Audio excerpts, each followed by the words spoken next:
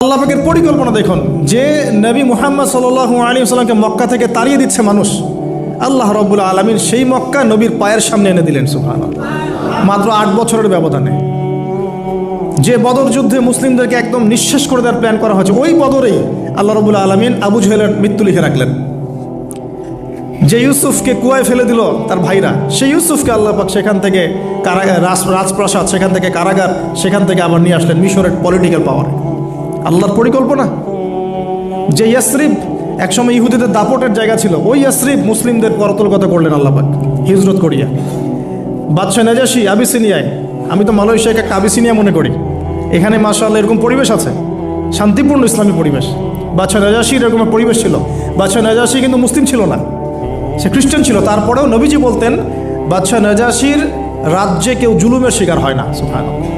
যদিও সে মুসলিম ছিল না, ওখানে ইসলাম নিয়ে গেলেন আল্লাহ পাক, ওখান থেকে পুরো আফ্রিকা ইসলাম ছড়িয়ে পড়লো। সুবহানাল্লাহ। এক খালেদ বিন ওয়ালিদ রাদিয়াল্লাহু আনহু, যার হাতে উহুদ যুদ্ধে বহু মুসলিমের প্রাণ গিয়েছে না, সেই মানুষকে আল্লাহ রাব্বুল আলামিন হেদায়েত দিয়ে 100টা যুদ্ধ করিয়েছেন। সুবহানাল্লাহ। আল্লাহ পাকের পরিকল্পনা আমরা বুঝতে পারবো না, আল্লাহ পাকের পরিকল্পনা আমরা বুঝতে পারবো না। ওয়া মাকারুল্লাহ, তারা কৌশল করে, আল্লাহ পাকও পরিকল্পনা করে। দেখেন এই যে প্যালেস্টাইন নিয়ে এত সমস্যা করছে না, আল্লাহ পাকের কি পরিকল্পনা। সুবহানাল্লাহ। আল্লাহ পাক সমস্ত জিউসদেরকে ওইখানে একত্রিত করেছেন। কেন জানেন? আল্লাহ পাক এই যে 1914 থেকে নিয়ে 2023 এই যে সালগুলো চলছে, 100 বছর, লাস্ট 100 বছরে সারা ওয়ার্ল্ডের জিউসদেরকে ওখানে একত্রিত কেন করেছেন জানেন? যেইভাবে আল্লাহ পাক ফেরাউনের দলবলকে লোহিত সাগরে ডুবিয়ে দিয়েছেন, ওইভাবে আল্লাহ পাক প্যালেস্টাইনিদের সবাইকে ডুবাবে ইনশাআল্লাহ। এটাও আল্লাহ পাকের একটা বড় পরিকল্পনা। এটা ওরা বুঝতে পারছে না, কিন্তু সময় সাক্ষী দেবে ইনশাআল্লাহ। দেখে নিন, আমরা 100% হলফ করে বলতে পারি এটা হবেই ইনশাআল্লাহ। এই কারণেই লাস্ট এই যে অটোম্যানদের ডিফিটের পর থেকে নিয়ে 1970 থেকে নিয়ে যে first world war, second world war করতে করতে সব জায়গা থেকে জিউসরাকে একত্রিত করেছে এখানে, বিকজ অফ লাস্ট একটা সর্বশেষ একটা ম্যাসাকার আল্লাহ পাক করবেন এদেরকে ইনশাআল্লাহ। কার হাতে? ঈসা আলাইহিস সালামের হাতে। আমাদের উম্মতের মধ্যে কে নেতৃত্ব দিবেন? ইমামুল মাহদি, যার নাম হবেন মুহাম্মদ। তার নাম কি? মুহাম্মদ। তার বাবার নাম আব্দুল্লাহ, তার মায়ের নাম হবে আমিনা। তো এটাও ক্লোজিং টাইম। এখন আসুন, তো আল্লাহ পাকের কি পরিকল্পনা। যৌবনকালটা আল্লাহ পাক মুসা আলাইহিস সালামকে ফেরাউনের ঘরেই কাটালেন, এবং আল্লাহ পাক মুসা আলাইহিস সালামকে দুটো গুণাবলী দিয়ে বড় করলেন। দুটো গুণাবলী মনে রাখবেন। এক হচ্ছে কওয়ি, তিনি শক্তিশালী ছিলেন, ফিজিক্যালি অনেক শক্তিশালী ছিলেন। আমিন মানে বিশ্বস্ত ছিলেন, কওয়িউল আমিন। মনে থাকবে ইনশাআল্লাহ। আমরাও আল্লাহর কাছে দোয়া করি, আল্লাহ আমাদেরকে কওয়ি বানিয়ে দিন এবং আমিন বানিয়ে দিন। আমিন।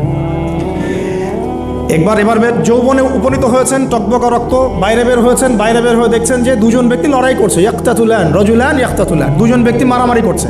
একজন মিন শিয়াতি, তার বনু ইসরাইল কওমের মধ্যে, আরেকজন হচ্ছে আদুই, তার শত্রুর মধ্যে। তো মুসা আলাইহিস সালাম গিয়ে সাহায্য করতে চাইলেন তার কম। আমরা বলি না দেশি ভাই সাপোর্ট দিই, তাই না? আচ্ছা, তো মুসা আলাইহিস সালাম গিয়ে সাপোর্ট দিতে গিয়ে শুনেন, ফাওয়াকাযাহু মুসা ফাকাদা আলাইহি, মুসা আলাইহিস সালাম মাত্র একটা ঘুষি দিয়েছেন, এক ঘুষিতেই ওই ব্যক্তি ডেড, স্পট ডেড। এই যে আমি গত একটা লেকচারে বলেছিলাম, চাইনিজ কন্টিনেন্টে যে মার্শাল আর্টসগুলো গড়ে উঠেছে, এই কোরআন থেকে গড়ে উঠেছে। তার আগে ওদের সভ্যতা ছিল, সংস্কৃতি ছিল, ঠিক আছে। এক ঘুষিতে মানুষ মারা যায়, এটা কোরআন বলেছে। এক ঘুষিতে মানুষ মারা যায়, এটা কোরআন বলেছে। ওরা এখন রিসার্চ করে বের করে যে 6টা-7টা স্পট আছে মানুষের দেহে, এক ঘুষিতে মানুষ মারা যেতে পারে।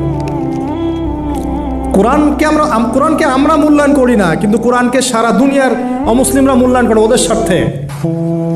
ওদের স্বার্থে তারা আমাদের কোরআনকে মূল্যায়ন করে, আমাদের হাদিসকে মূল্যায়ন করে। আমরা করতে চাই না, আল্লাহ মাফ করুক আমাদেরকে। আমরা কোরআন পড়তে চাই না, গবেষণা করতে চাই না, অর্থ বুঝতে চাই না, একটু আরবি ভাষা শিখতে চাই না, কোরআনের বালাগাত ডেইলি একটু তেলাওয়াত করবো এক পারা, সেটা করতে চাই না। আল্লাহ পাক আমাদেরকে মাফ করুক এবং কোরআন বলা বানিয়ে দিন। আমি কথাগুলো বলার উদ্দেশ্য আপনাদেরকে আঘাত করা নয়, আমি জাস্ট আপনাদের কলবে একটু ধাক্কা দেওয়ার চেষ্টা করছি, যাতে করে আপনারা সবাই কোরআন তেলাওয়াত করেন ডেইলি এক পারা করে। আল্লাহ কবুল করে নেন। এবার আসুন, দেখুন এবার কি হলো। এটা ইন্টেনশনালি ছিল না, আনইনটেনশনালি মুসা আলাইহিস সালাম এখন কিন্তু মানে হত্যার অপরাধী হয়ে গেছেন, তাই না? ফেরাউন তাকে ধরার জন্য বের হয়েছে দলবল নিয়ে, ওকে ধরতে হবে, এবার অ্যারেস্ট করতে হবে। তো একজন এসে পরামর্শ দিল যে তুমি এখান থেকে চলে যাও, তুমি এই মিশর থেকে চলে যাও, বের হয়ে যাও, নাহলে ফেরাউনের বাহিনী তোমাকে পেলে ধরে ফেলবে। এবার মুসা আলাইহিস সালাম চলে গেলেন কোথায়? মাদিয়ান। কোথায় বলেন? অনেক দূরে মাদিয়ান। মাদিয়ানে গিয়ে তার না আছে কোনো শেল্টার, না গার্ডিয়ান, না কোনো খাবার, না পানি, কিছুই নাই। ঠিক নবী সাল্লাল্লাহু আলাইহি ওয়াসাল্লামের সাহাবীরা হিজরত করেছেন আবিসিনিয়ায়, নবীজি হিজরত করেছেন একবার তায়েফে, ওখানে মার খেয়ে চলে আসতে হয়েছে না? মনে আছে? তায়েফের 3টা গোত্র ছিল, আব্দু ইয়ালাইল, আব্দু মাসউদ, হাবিব বিন আমর, এই 3 গোত্রের নেতা ছিল। এরা নবী সাল্লাল্লাহু আলাইহি ওয়াসাল্লামকে ছোট ছোট বাচ্চাদেরকে দিয়ে পিটিয়েছিল, নাউজুবিল্লাহ। তারপরে নবীজি বদদোয়া করেন নাই, ওখান থেকে চলে আসছেন মক্কায়। আমি গুছিয়ে বলছি শর্ট করে। তো এভাবে মুসা আলাইহিস সালামকেও হিজরত করতে হয়েছে। দেখেন, আবার নবীজিকে হিজরত করতে হচ্ছে মদিনায়। তার মানে হিজরা বিষয়টা ইসলামের সাথে সম্পৃক্ত।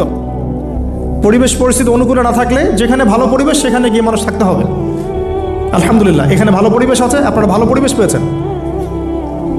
কিন্তু যারা চ্যালেঞ্জ গ্রহণ করে সমাজের জাহিলিয়াতগুলোকে সরানোর চেষ্টা করবে, সংস্কারের চেষ্টা করবে, তারা আল্লাহর কাছে অনেক বেশি পছন্দের। তার মানে প্রথম ফাইট আমাদেরকে করতে হবে। করতে করতে গিয়ে এক পর্যায়ে যদি দেখি যে না আর পারছি না, তখন কি? হিজরা। এটা মাথায় রাখতে হয়। এখন নবী সাল্লাল্লাহু আলাইহি ওয়াসাল্লামকেও করতে হচ্ছে। মুসা আলাইহিস সালাম চলে গেলেন মিশর থেকে কোথায় বলেন? মাদিয়ানে। তখন আরেকজন নবী ছিলেন, তার নাম কি? শুআয়ব। মাশাআল্লাহ, শুআয়ব আলাইহিস সালাম। শুআয়ব আলাইহিস সালাম সম্পর্কে আল্লাহ পাক বলেছেন তিনি অত্যন্ত চমৎকার বাগ্মী ছিলেন।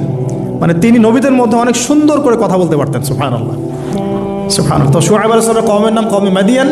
বলে রাখি, এই কওমে মাদিয়ানকে আল্লাহ রাব্বুল আলামিন ধ্বংস করেছেন সর্বপ্রথম ভূমিকম্প দিয়ে। কি দিয়ে?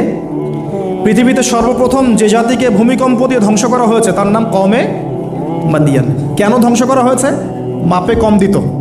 কি করতো? যেটা এখনকার ওয়ার্ল্ডের ইকোনমিক সুন্নাহ, নাউজুবিল্লাহ।